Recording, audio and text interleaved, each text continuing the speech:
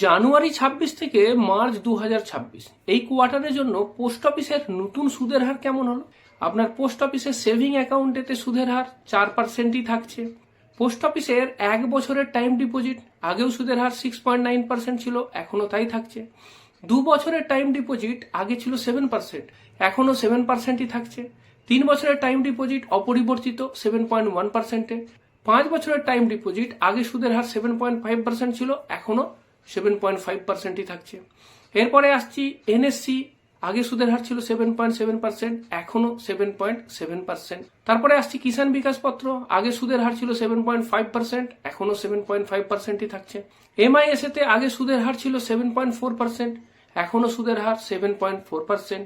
এরপরে আসছি পিপিএফ, আগে সুদের হার ছিল 7.1%, এখনো সুদের হার 7.1%। সুকন্যা সমৃদ্ধি যোজনা 8.2% অপরিবর্তিত থাকছে। আর সিনিয়র সিটিজেন সেভিংস স্কিম সুদের হার অপরিবর্তিত 8.2%।